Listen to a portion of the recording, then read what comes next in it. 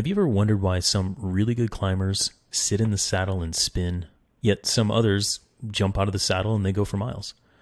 How do you decide which is better for you? And what does the science say about how best to do a hill climb? We'll explore more of those answers to those questions today on the Train Right podcast. I brought in a special guest for today too. She's a hellacious climber in her own right. She is a good friend and a great CTS colleague. And I'm really honored and pleased to introduce Renee Eastman to all of our listeners out there. So Renee, welcome to the show. Thanks, Adam. Thanks for having me. Yeah. So for our listeners who may not know you, could you introduce yourself a bit more to the audience? Sure. My name's Renee Eastman. I have been a coach with CTS. This is my 21st year with CTS. So that means just about since time began at CTS.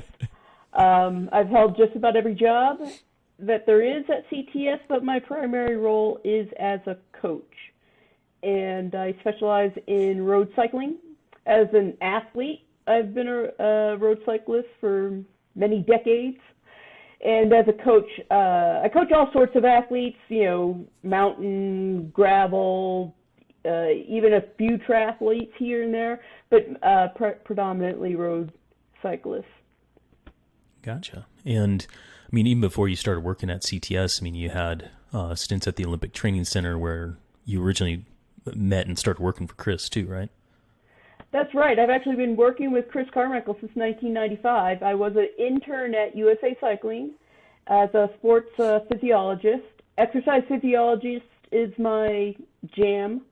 I've got my undergraduate and my master's degree in exercise physiology, and I've got my PhD in road cycling. I'm a Cat 1 road cyclist. I still compete as a mature athlete. I still compete in the Pro and 2 fields, and I've racked up 6 national championships, master's level.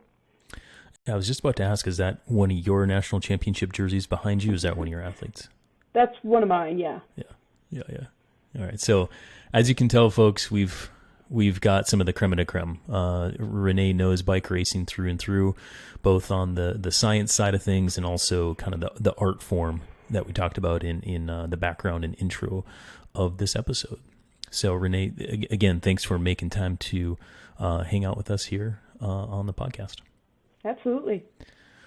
So when we talk about climbing out of the saddle, I want to warn our listeners too. It's probably going to come across a little bias on today's show because, like myself, Renee, we love to climb out of the saddle. Like we're out of the saddle climbers here, and so I am all about it. But I think that when we're queuing up this episode too, I think we both realized we do this a lot, and there's benefit to it, but we need the science, and we need to kind of shape this up to communicate and educate listeners a bit more as to why it's beneficial, when it's beneficial, and then how to do it so that it is beneficial, either for the enjoyment of the ride or the hill climb, or tactically in a race.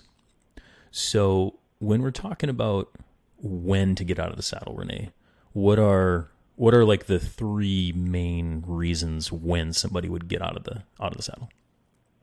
The big one is going harder. You need a burst of speed, or you hit a steep pitch on the gradient where you just need to generate a little bit more force. Sometimes people just need a little relief, maybe relief on your saddle area. Maybe you've been sitting for a while and need just a little bit of blood flow to the area, or to just even change the muscles that you're using. Just because you're kind of relieve pressure on your back,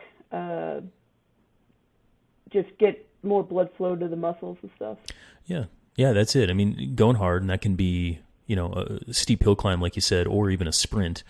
And I think for the context of this conversation today, we'll kind of leave sprints out there and not go into that so deep. But then, to change up the muscle groups, because as we'll talk about, when you stand up, we engage much more of the lower body muscles as well as the upper body, and that can bring some relief there. And then obviously, sitting in the saddle for hours at a time, I mean, there's a lot of pressure that goes on your bum as well as your feet and the muscles that you're working there. And so just changing up the position can really help just bring relief and kind of a change and a cue to your mind to kind of freshen up for the ride and whatnot. Yeah. So, Renee, do you ever prescribe getting out of the saddle to an athlete? Sometimes, it might be, hey, we're going to do a standing sprint, Yeah. But not a lot, especially on, I would say the general circumstances of when somebody gets out of the saddle. About the only drills I can think of are, like these long tempo drills, like tempo sprints. You surge every, for 10 seconds every 5 minutes or something like that. But not a lot. I don't tell my athletes to get out of the saddle a lot. I assume they're doing it when they need to, and I think that might be something that could actually be communicated a little bit more for some people who might not think to get out of the saddle, because I think it comes naturally to some people, and some people just never think to get out of the saddle. Yeah, that's it entirely. And I think one of the reasons and one of the ideas why we wanted to do this podcast is because I think some people just don't know, when to get out of the saddle. Like we just talked about, to make it real simple, those three things, right? They're also scared to get out of the saddle because I think they read a lot or they hear a lot saying that it's going to cost you more or cause more fatigue if you get out of the saddle. So I see a lot of riders shy away from it. However, at the same time, you get somebody on a steep hill climb or you tell them to sprint, they do naturally get out of the saddle and go, right? Yeah. And I think a lot of people might not do it because maybe they don't feel completely comfortable. There's a little bit more balance on the bike, or different kind of balance needed when you're standing on the pedals rather than have your weight supported by the saddle. Yeah, there's a lot of coordination that goes into it, at least to feel smooth and be effective at doing it. Yeah. Right. Yeah. So we talked about when to do it. Let's talk about why to do it. Give me the high level of what are the benefits of getting out of the saddle. Let's just say kind of in those three situations, either you're going hard, you're changing up muscle groups, or relief on the saddle area. I think the biggest reason to get out of the saddle is increased power. We can actually pull studies that will show the high peak power. You can generate higher peak power, like over 500-600 watt kind of peak power, out of the saddle. It's because of the increased use of the muscles, and you're actually contracting your quads for a longer period of time while you're pedaling. So that's simply why in a sprint you're going to see people out of the saddle at least to engage the sprint and it generate that high peak force. Yeah, exactly. I mean, you're able to engage so much more muscle groups, bigger muscle groups, bigger nerves, and also kind of utilize your body weight too once you get coordinated to produce more power overall. That's a huge advantage, huge benefit. Yeah. Yep. The other way of not just the use of your muscles, you increase your hip angle a lot. When you're bent over on the bike, your hip angle is real closed, and once you open that up, you can generate a lot more force. You also get, if you're doing it right, a lot more glute activation as well. Yeah, I was just going to ask where does that little extra power come from? And when we're talking about that increased hip angle, I guess from a biomechanical standpoint, like what is it about that increased angle to give more power? How does that work? If you could like simplify it. When a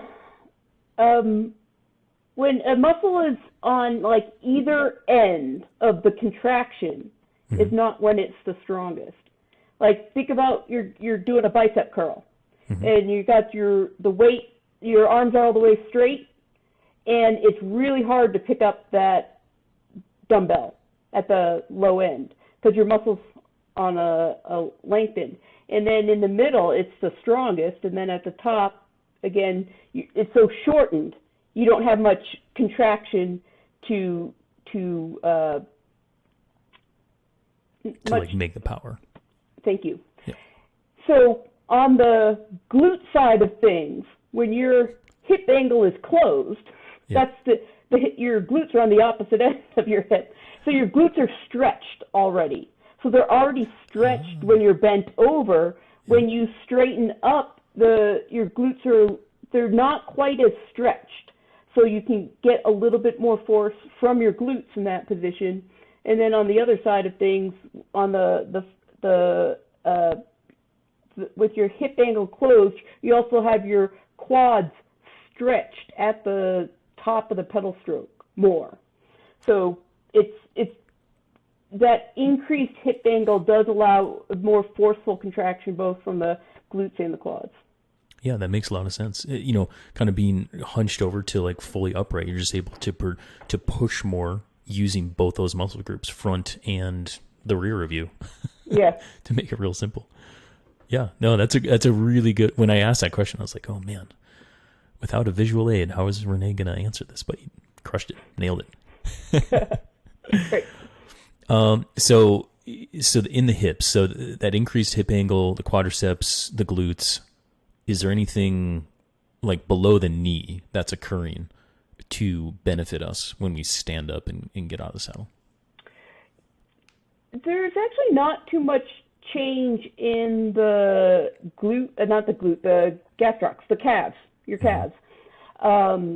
People tend to toe down a little bit when they're out of the saddle. Naturally, you're not going to be flat-footed out of the saddle. There's a little bit more activation in the front of your shin. That's the tibialis area, but that's not a major mover. It's all quads and glutes is the primary force production there. Gotcha. And, maybe a misconception might be that you're actually generating some kind of force with your upper body, and you're not. Your upper body is there to manage the bike, move the bike side to side, and your trunk, your abs and your low back muscles, they act to stabilize your body, but they're not really there to generate force. Gotcha. That's part of the coordination aspect of that. But I think that's a really important and good point to bring up is like that upper body's not helping you. So it's only helping and guiding your bike.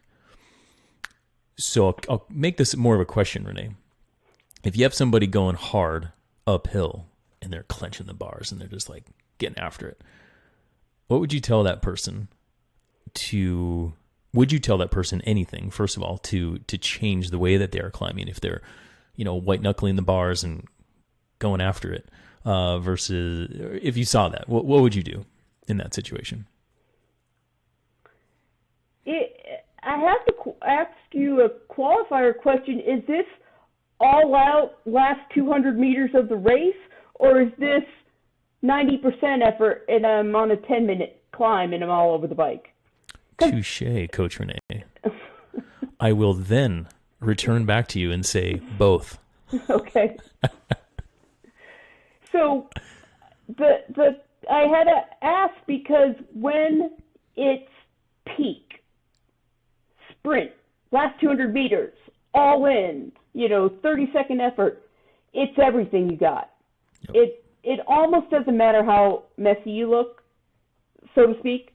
Yep. When we're talking about a longer sustained effort, it's a 5-minute effort, it's a 10-minute effort, it's a 20-minute effort, then efficiency comes into play, because if we're using a lot more energy than we need to, then that's energy we're spending that we might need later on. So in that kind of classic sense where I think you started the question was more somebody should be aimed to be more relaxed with their upper body while they're climbing in the saddle.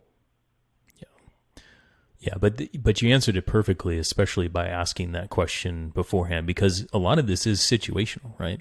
And so max is max, full tilt, go for it. But yeah, the main point I was trying to make is I think for many people listening and for many riders I see, in the middle of a ride that are just trying to get through that hill climb, there's a lot of benefit to relaxing the upper body as you do the hill climb, even if it is a pretty hard effort. Relax the hill climb and just save some of that energy that you could just be tensing, the bars a little too much.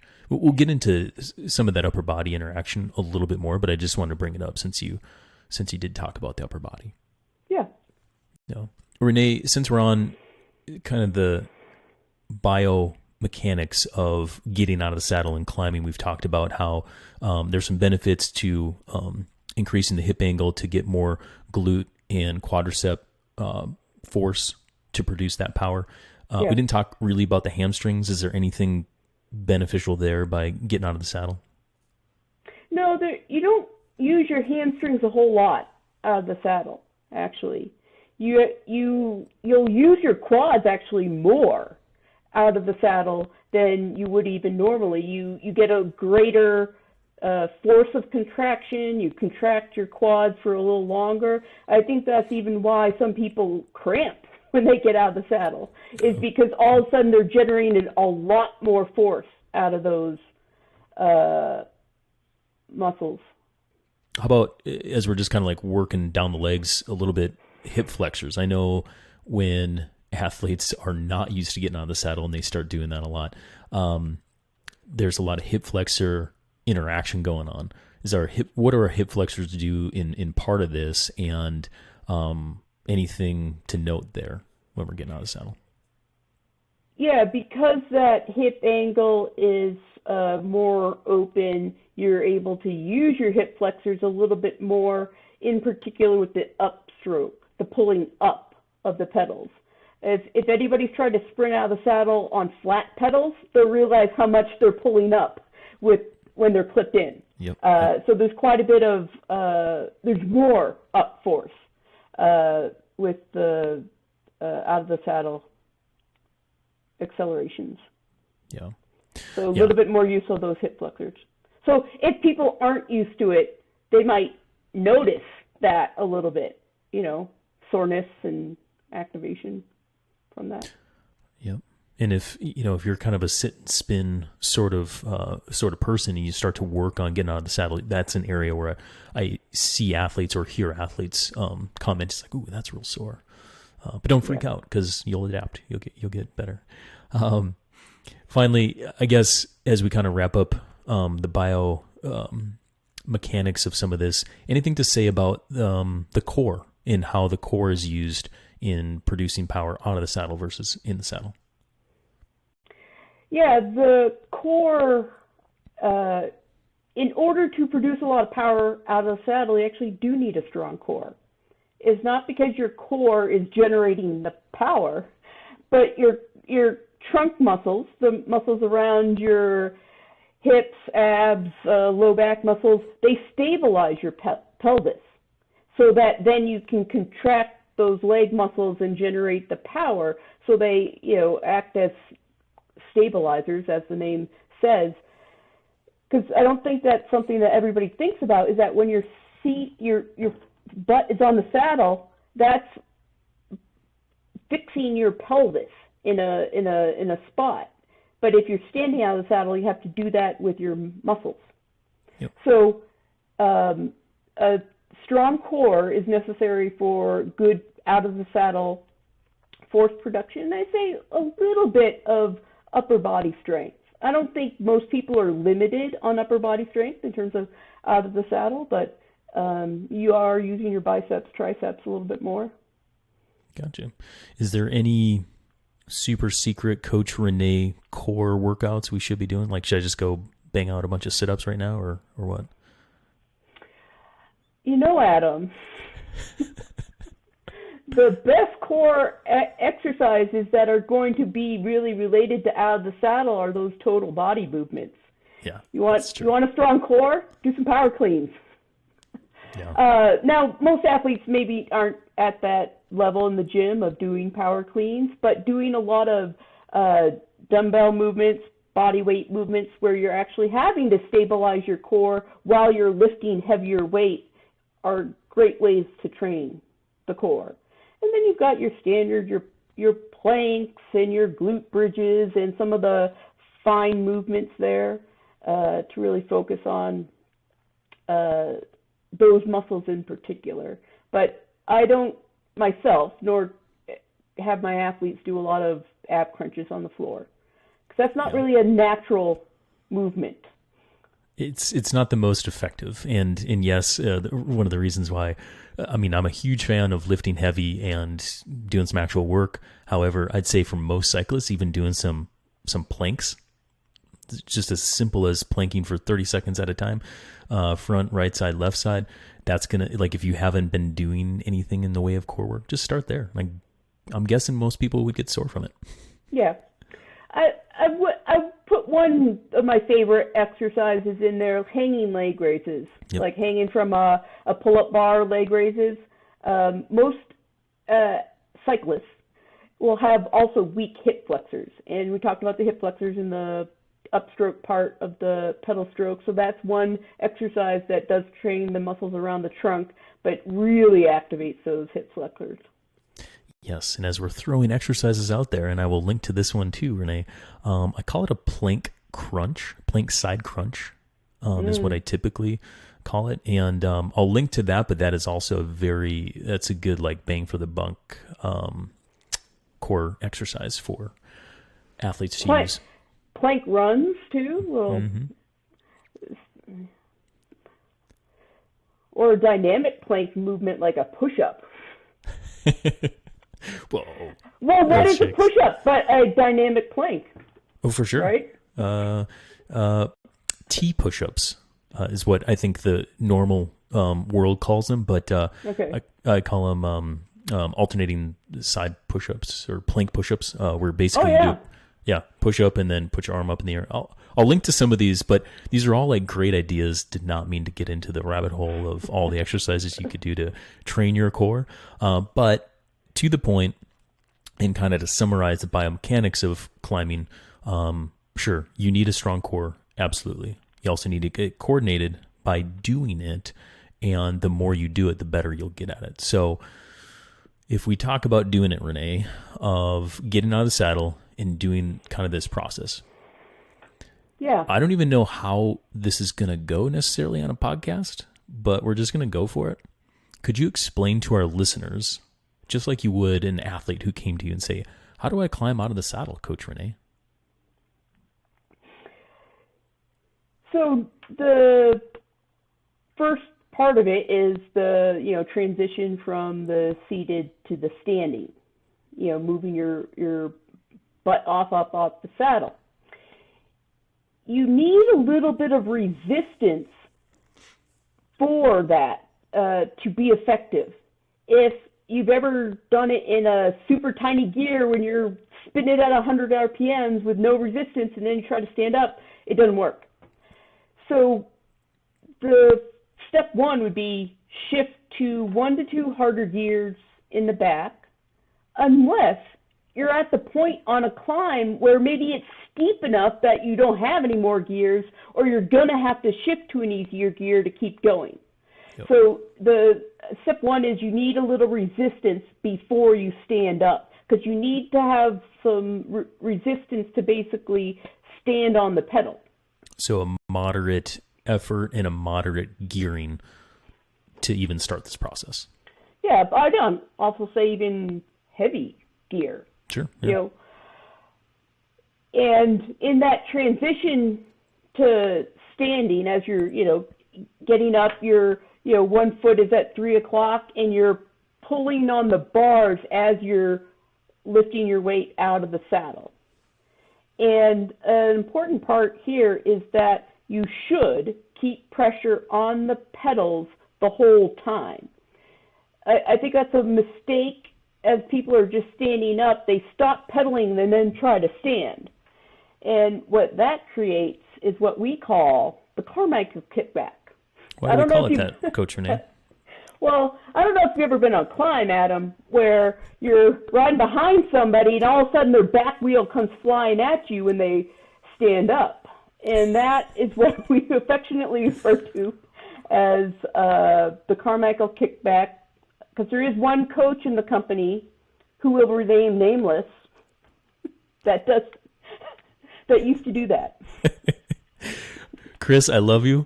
But yeah, when he would get tired, you got to watch out, because when he stands up, there's a little bit of a kickback. And so, but what Renee's referring to there, I mean, we joke, but it's a thing, and you got to watch out for that, especially if you're in a group. People are getting tired, and they're changing up their saddle positions. Like if you're following super close behind, that wheel can come back and kind of spook you, right?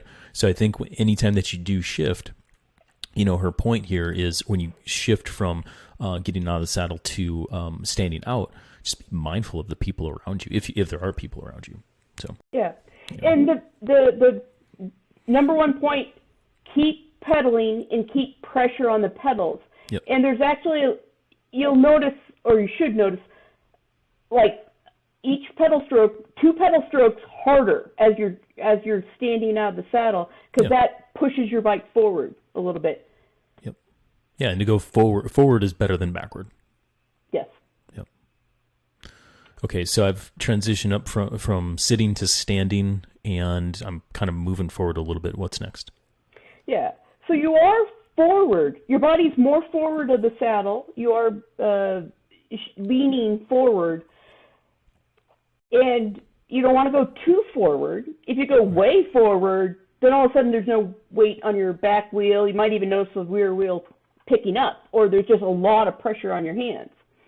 On the other side, some people just stand straight up and they're like butt still over the saddle, and then the weight's too far back and it's really squirrely because you have no weight on the front wheel. And the ideal is, you're just in front of the bottom bracket a little bit. You have some weight on your arms, and a cue that I used to use is that when you're out of the saddle and that bike is rocking back to forth, you could actually feel the saddle hit the back of your thighs a little bit. Now, as I was thinking about that, I ride a power saddle now. And it's a short saddle, so it no longer hits the back of my thighs. Yep. But the point there is that your saddle shouldn't be directly over the saddle, and you shouldn't be so far in front of your saddle that your weight's all on the bars.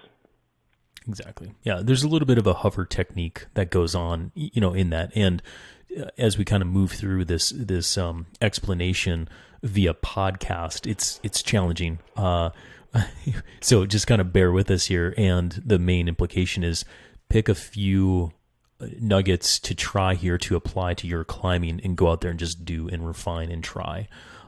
Because as you are on the saddle, the one thing I'll say there too, Renee, is the steeper the hill climb is, the more forward you need to become. And then the less steep it becomes, then you kind of move back toward that saddle. Yeah. But there's always that fore-aft negotiation that's kind of going on with the gradient change. So yeah, as we're cresting the hill climb and we're coming back to the seat, what does that look like? The same rule of keep pedaling applies sitting down as standing up, that you want to keep pedaling and keep pressure on the pedals as you are sitting down. And one thing that will help that transition be smooth, if you're actually kind of throw the bike a little forward with your arms. You kind of push the bike forward as you keep spinning your legs to smoothly transition down to the saddle. Probably the most, maybe common mistake I might see is people just stop pedaling and then just plop on the saddle. Yeah. And that not only is abrupt and it's a little jarring, it's also a momentum killer. Huge momentum killer. I was just about to say that. Yeah, good point. That's maybe one of the things on the practicing and getting smoother on your transitions both in and out of the saddle is I think if somebody is not terribly smooth with it, even that increased power you're getting out of the saddle, you're actually going slower because of your transitions. You're losing a fraction of a second or a little bit less power production as you're probably more than that transition sitting down, where they actually go backwards a little bit. Yeah, I would say that's probably the number one thing for most people to take away is when you're transitioning back to seated, don't stop and plop. Keep pedaling, keep the momentum going, especially when you're cresting over the top. I see a ton of people, they've reached the hill climb, and say whether they're solo riding or it's kind of who cares, I guess, if it's solo riding. Cool. If you need to stop and get a snack, do it. But if you're in a group setting or if you just want to keep it going, just a couple more pedal strokes as you go. Keep your momentum going, and it's going to be way more fun. It's going to be way more fun. So that's a pretty good explanation via podcast with no visual explanations, Renee, of how to climb out of the saddle. I'm digging it. So I'd like to add one more thing, Adam. Yeah, please do. About the out of the saddle, because we haven't talked about what do we do with our arms and upper body. Because yes, out of the saddle, you are going to use your arms a lot more. And I think that's, for some people, if they're not real comfortable out of the saddle, they actually try to hold their bike still. And arms are maybe even locked and or straight, and they're trying to, and that's really wobbly to do that. And out of the saddle, you should be pushing and pulling on the bars with your arms. So your arms are actually, straightening and pushing straight and straightening and pulling back to rock the bike side to side so that your body stays still. Your torso stays in the same spot and the bike moves around underneath you. Yep. Unless you're Annemiek van Vleuten and you move your body all over the bike. and you're, I don't know if you've ever seen her sprint, but she for sure looks messy. Yeah. In fact, I had her like kind of visually in my head when you brought up like it should be rocking. I'm like, but some people don't. So it's not always true, and she can still put down some huge power. However, to make it smoothly for most people, and there is that rocking back and forth that's going on for our YouTube watchers who are watching it. If this is the person here and this is the bike underneath, the body kind of stays relatively the same, but the bike is rocking back and forth as they go. Yeah. And that's helping in their power production, everything that we just talked about in terms of the benefit. Well, it also is going to allow you room to get that leg over the top of the pedal stroke as you're pushing the bike away from you and pulling it back. For those of you not real attuned to getting out of the saddle, try it with your arms straight and don't move your bike, and you find that you're pogoing up and down, and it's real awkward.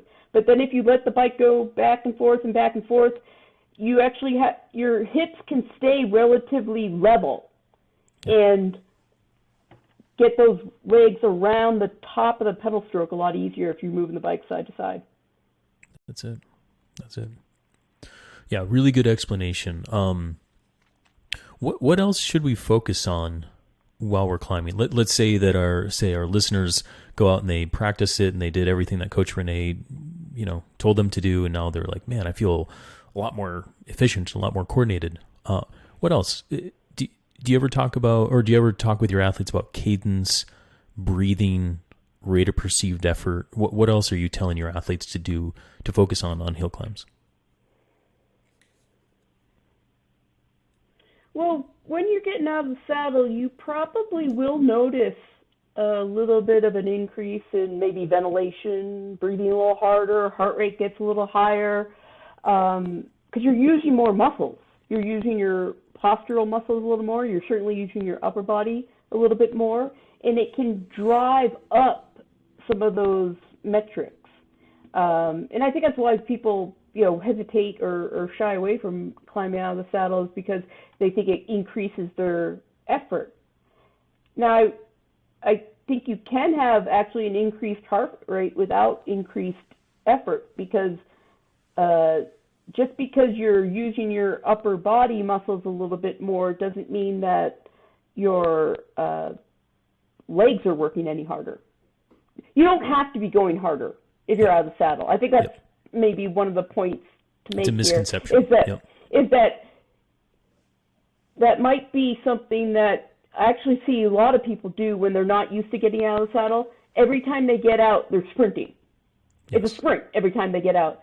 Where there is especially with the saddle relief on the saddle area, or just changing the muscle groups, where you can get out of the saddle and just kind of remain at like maybe that slow cadence, 60, 70 RPMs. You're just really smooth and rhythmic, and you're just using it for a change of that position, but not using it to increase your effort. So there is a difference of if you're actually increasing the effort or actually taking a little bit of a break. I know it's for myself. When I stand out of the saddle and just use it as relief, there's actually a lower perception of effort, because I'm now actually using my body weight a little bit to push those pedals over and generate that same whatever 300 watts I'm doing. Yeah, exactly. 400 typically for you. 400, 450. Yep. No, and that's a wonderful point, and it was a point I was going to bring up is practicing the art of not sprinting out of the saddle, right? Because that's where I think for beginners, it's a misconception that if I'm out of the saddle, I must go hard. And so that's what you should do when you're kind of like solo practice, is like you can even look down and look at your power meter and just make sure that you're doing 150 or 200, whatever you're doing while you're climbing seated. Just keep the same power out of the saddle. You have to shift down a little bit, use a lower cadence, stand up, and produce the same power, produce the same effort. And that's when I'm working with athletes, say for the first time on some of this, that's a lot of people like to look at power, and that's a good metric to use. But I also encourage them to be like, hey, let's do this hill climb at a 6 or a 7 out of 10, and just keep that the same when you're out of the saddle or in the saddle. Just keep it the same. Keep on practicing. You mentioned cadence, Renee, and you said like 60 to 70. Is that like a typical cadence that you do or you prescribe for hill climbs, or anything that you kind of change or prescribe on cadence or would advise to our listeners? I think there's a lot of individuality with cadence. For some individuals, 70 RPMs is low, and for others, that's maybe not on the high side, but certainly on the medium side there. I think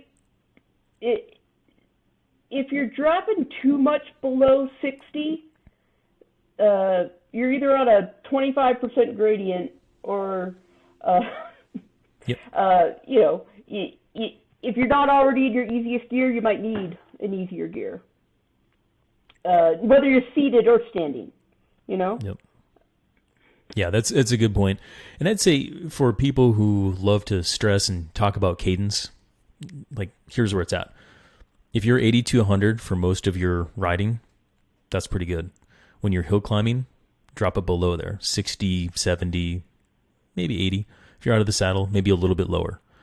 And kind of playing around that 60 to 70, 70 to 75, find out what works pretty good for you. I'd say if you're, like Renee said, if you start to go lower, you become inefficient. We'll talk about the cost of some of that as we go here. However, also know that if you're climbing steep grades and you're still trying to hit like 95 or 100 and you're just spinning and dancing, that's typically going to be at a cost as well, inefficiently just spinning too high. And that's where the heart rate in this, a few caveats there, and Renee, you can chime in if you want to, but I do find for most people who are doing steep hill climbs, if they're trying to reach for too high of cadence, heart rate's high, perceived effort's high, and they're not moving as fast as they can. If they would just lower their cadence and push a little bit more of a harder gear up that hill climb. Yeah, I think we coaches got into a habit of pushing, if you can't spin, you can't win kind of philosophy Yeah. for so long that I see a lot of people tickling on the pedals on the way up a hill, where if they actually put a little more oomph into every pedal stroke, that's whether that's seated and climbing out of the saddle, that they actually can go faster and keep more tension on the muscles, so to produce more power is the key. But standing out of the saddle at 90, 100 RPMs is something that's going to be a sprint, not something that you can sustain. It's a peak force kind of effort at that high cadence out of the saddle. 200 meters to go type stuff. Yeah, totally. There's also like the specificity of an event that kind of goes on with Cadence. And I'll cue this up by saying, for my mountain bikers in particular, is if we're racing, say, in Colorado versus Central America versus Europe, there's different gradients that goes, in terrain that goes on in those different locations. So if you're, even East Coast, if you're used to climbing at, on 8 or 10% grades, maybe 12% at max, and you can hit 65 RPMs, 70 RPMs, cool. But then you go down to Colombia or Central America or some mountain bike World Cup courses over in Europe, you'll hit these steep punchers that will require you to go down into the 50s for short time periods at max effort and go for it. So I think and it's not going against what we just talked about, but you want to look at the demands of the sport, look how steep you're going to be going, and if that requires really low cadence, do it in your training so that it is not a non-specific thing once you get to the race. Right? Yeah, that's a great point. Yep. And for somebody like Renee, who, I don't know, hill climb champ of the world, she can climb 14ers in Colorado, where she'll likely be climbing for, how long does it take you to climb Pike's Peak? Well, Pike's Peak's the short one, but Mount Evans is 2.5 hours. 2.5 hours of climbing. Yes, exactly. So, and I don't know, do you know your average cadence going up Mount Evans? I would have to look, but I'd say 70. Yeah, which is probably going to be different than racing, I don't know, a stage in Redlands or something. I don't know. Well, yeah, the climbs in Colorado are for the most part much more gentle gradients. A lot of 6% grades, maybe 7 or 8% grades. You don't see a lot of double digits. Yep. You see some, of course, but not like East Coast or, like you said, down Columbia. Yeah. So just a point on that specificity, kind of know what you're getting into so that you can train for it. And the last bit of it on a focus on hill climbing is I encourage my athletes to focus on their breathing quite a bit too, just to be aware of it and lean into it and find like that rhythm as they're going. Because what I find on long hill climbs, that is usually a better thing to focus on rather than staring at their power meter or making sure that they're hitting 70 RPMs, whatever you told them to do, right? Just focus on your breath. Look around, focus on your breath, and that cues them to the awareness of their body as well. Yeah. Anything to add to that, Renee, before we get into the whole costs of climbing out of the saddle? Let's get into it. Let's do it. All right, so with everything in life, there's always a flip side of the coin. Are there any drawbacks to climbing out of the saddle, Renee? Yes. I think there is an increased energy demands because you are involved in your upper body a little bit more, at lower intensity. There's a little bit of increase like metabolic demand, increased oxygen consumption, VO2 rate. You're gonna see it in increased heart rate, maybe increased breathing rate. So you're burning more energy. You're using more energy to move theoretically just as fast. Yep. However, if it's the last 200 meters of the race and you get to stop after 30 seconds, or it's the key moment of the race where if you don't keep up, your race is over, then it's worth that extra cost. So you have to kind of differentiate between, am I going for the long effort and just trying to get to the top the best I can, or do I need to put everything into this peak effort and it's worth the energy expenditure to get that burst of power? Yep, agreed. You know, when it's max, it's max. It kind of doesn't matter in that regard. When you're out of the saddle, you engage more muscle groups, elicit a little bit higher heart rate and higher power, so that's going to cost more. What else happens as well? Are we pushing more air? Like, what else is going on to change our cost when we get out of the saddle? We're definitely less aerodynamic. Yeah. When we're standing up versus, in that normal racer position. Now, it doesn't always matter if you're going 6 miles per hour. Aerodynamics isn't a huge factor at that point. But I know we weren't going to talk sprinting, but I'm going to bring it up for a moment. The whole Caleb Ewan super low, super aero guy, he puts his nose right down on his stem, and that's why he's so fast. He's not doing a lot more power than those guys, but he's super aerodynamic because he gets so low. So that's a very, probably real example of aerodynamic standing, where in a last 200 meters of a race, that aerodynamics does count when they're going, 40 miles an hour? For you, 50. 50. Yeah. But when we're climbing, does it matter? Because we're going so slow. It doesn't matter a lot. I think the tried and true 15 miles per hour is where aerodynamics starts to play a bigger role when your speeds are above 15 miles per hour. Yep. Or maybe there's a huge headwind. I was just going to say there's also winds, right? So I've been top of Pike's Peak with this, it switchbacks at the very top, right? So tremendous winds up at the top of a 14,000 foot mountain, a great tailwind going 20, 30 miles an hour one way, huge headwind going 4 miles an hour the next, right? And that's when you just want to, like, an extreme example, tuck down and punch as small hole as possible. But my point is, for most hill climbs, unless you're climbing above, I'd say I agree with you too. 15 miles an hour kind of doesn't matter, and that's where I think the advantage of a little extra power, as well as changing up muscle groups, I would encourage people to get out of the saddle. Yeah. Climbing. Also, when we talk about that increased cost, and I will say I read through, Renee did an awesome job of compiling a bunch of research ahead of this. I read like 3 of them out of 6. So I'm going to link to that in show notes and whatnot. But there's one kind of, when we're talking about the cost in particular, max is max. It kind of doesn't matter, like we talked about. But there's one citation where you talked about the metabolic cost, or the amount of oxygen that we're taking in at moderate intensity. And that moderate intensity was around 75%, right? Yeah.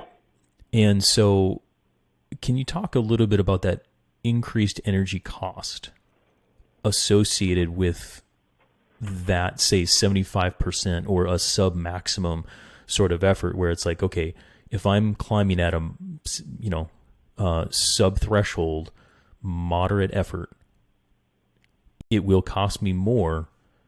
Was there anything to say it will cost me this much more, or is there a cost benefit there that you would associate after reading that research, or can you walk us through a bit there, and you can even use your coaching experience and say, here's how it is? I think that increased energy cost, it comes into play when you're talking about your best performance over a 3-4 hour race, certainly a 6-7-8 hour race, and things like that, where if it took you, it's a 20-minute climb, and if it took you 200 kilojoules of work to get to the top, then versus, or 250 versus 200, then by the end of 4 hour race, if you add up those extra energy expenditures every single climb, then you're into, I've run out of gas. When we're talking about a one-shot 20-minute hill climb, you only care about getting to the top, it's not that pertinent. Or if you're talking about an endurance ride where, I expended more energy on this one climb and in this context of an endurance ride, it's not very significant. But when it's Leadville and you're needing every ounce of energy to make it through those last 15 or 20 miles, that's when it really counts. So I don't have a number for it. I think there's a little bit of a common sense of is this an event where I need every calorie I can conserve. Yeah, that's a good way of looking at it, and I would say too, it goes a little bit more hand in hand with the aerodynamics aspect of it too, where it's like choosing when you're getting out of the saddle is going to cost less, right? So the steep hill climbs, get through them, get out of the saddle, get through them. But like when you're solo and it's a strong headwind and you're in the middle of Leadville, going out to Columbine, if you do stand up just to kind of like change up the muscle groups, like do it for 3 seconds and then get back down, right? And that's where I think, we're not talking about standing out of the saddle, for huge long periods of time here. We're talking about certain times periods throughout the ride, key elements for you to do to really increase performance in the long run. So, Renee, I guess before we really start to close this out, I do want to talk about the difference between like bigger people and smaller people. Do you see any correlation between big people and small people and whether they climb out of the saddle more or less? I can speak as a little person. For those of you who who don't know me or can't see me because this is a podcast, I'm only 5 foot tall.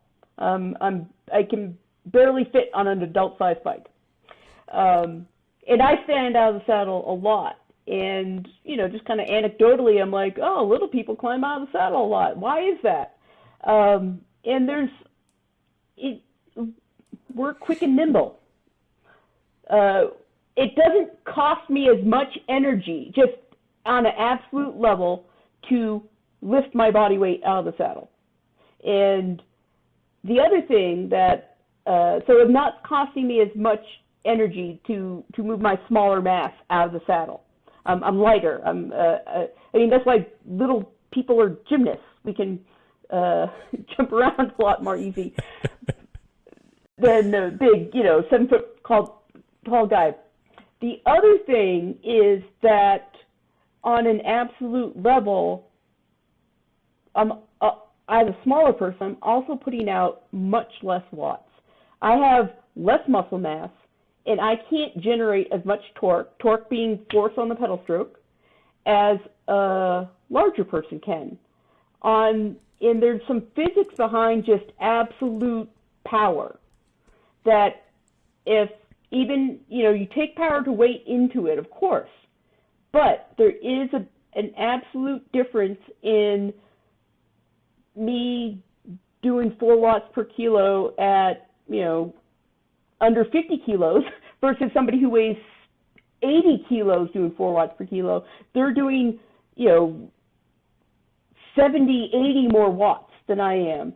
So that's just to say the amount of force on the pedal stroke, I need my body weight to get that acceleration. It doesn't cost me as much overall energy to get up out of the saddle, but I also need to get out of the saddle more, because if I'm going to put a lot of force, I can't generate as high of absolute power, so I have to do everything I can to get that torque on the pedal stroke. So I need my body weight to do that. Yep. Yeah, it's very true. When it comes down to, engaging that mass and moving that mass, that's huge. And also, back to aerodynamics, bigger people will have an increased drag, especially when they do stand up and get out of the saddle, even if it's, slow speeds or not. And I'd say, I'm not a big person grand scheme of things, but I'm a bigger cyclist. I'm not a small cyclist by any means. But I'd say I climb out of the saddle quite a bit, and it feels good to me. It works. Get up hills pretty decently, but I guess, where I'm going at is just because I get out of the saddle and Renee gets out of the saddle doesn't mean that all of our listeners should get out of the saddle more predominantly. Okay. But what we are encouraging everyone to do is if you've had some of these like biased beliefs that getting out of the saddle costs more, or it's going to hurt me more and it's going to cause more fatigue, it's not necessarily true. There's times and places where if you deploy it incorrectly, that could be the case because there are costs associated with it. However, there are certain time periods where it's going to be really beneficial for you to do. And I'll kind of cue it over to you, Renee. Is this thing trainable? Like if there is a cost associated with getting out of the saddle and then I get really tired and my hip flexors hurt and all this kind of stuff and I get sore, if I do it more, will I get better at it? Absolutely. Like anything. The more you do it, the better you get at it. And I would encourage people, even if you're not going to plan to be an out-of-the-saddle Naira Quintana climber, that you should practice getting out of the saddle some. Because the one of the common things I hear is that, at the end of my race, I stood up to sprint and I cramped. Because they're using these muscles they've never used or rarely use. And so that being able to have that trick up your sleeve when you need it, you need to practice it a little bit. Even if it's not going to be a thing that you do a lot or it predominates your climbing style, I would encourage people to get out of the saddle a little bit.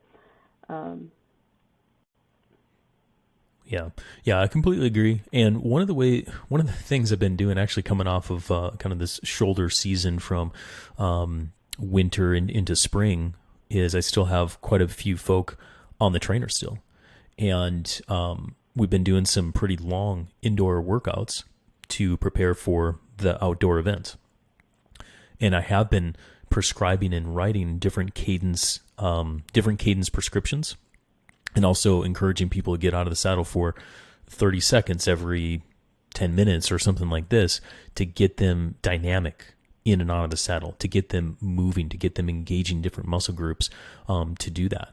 And I don't know if that is something that you do, Renee, but as one way that I've found to be pretty effective for people who are indoors quite a bit and don't have the luxury of getting out on hill climbs right now. Do you do anything different? I think that's a great idea. No? No, I think similar things, little accelerations, out of the saddle accelerations, interspersed between maybe within the middle of an interval, or maybe just some sprints, period. That's something that I've, over the last, couple of years here, I started incorporating more into indoor workout, is just throw a few sprints in there. Because otherwise there's no reason to sprint. Where outside, there often is a reason to sprint, like, I'm pushing off from a stoplight, or, I have to, zip through this, zip in front of this car, or something like that, or, there's a squirrel. There's all sorts of reasons that you might need to have, instigate a moment out of the saddle. Even just pushing off from a stoplight, you're out of the saddle for a few pedal strokes. So you don't have any of that on the trainer. So including a few sprints in your warm-up is a great idea to just, include some of that dynamic cycling into a more static, stationary workout. Does a sprint inside feel the same as outside? No, it doesn't. Yeah. How is it different, and what is there to say about getting out of the saddle inside versus outside? And you can talk about hill climb, or you can talk about sprint, or whatever you want. One of the biggest differences is the bike doesn't move. The bike is fixed. So when we were talking about rocking the bike, you're not doing that. I guess unless you're on one of those rock and roll things. I can't remember what trainer that is, but it's so you are actually moving your body around the bike a lot more. So if you you do need to practice it on the road to translate it and get that motion down. The other thing I see is that most people cannot generate as high a peak force on the trainer as they can out on the road. Yep. Trainers are a lot better than when back in my day. Like I think the kickers can generate like 2,000 watts or something. But that moment of inertia to overcome that first force of the pedal stroke, it's the weight of the flywheel. That your body weight against gravity has the gravitational forces of you and the bike against the ground is still much greater than what you're going to see on the trainer. So you just don't have that same level of resistance. You're moving a flywheel. You're not moving your body against gravity. Yeah, outside. That's it. Yeah, that's it. And I don't remember who actually said this, but I say this a lot. And I say that one of the main differences is you're producing power outside versus resisting force inside. Yeah.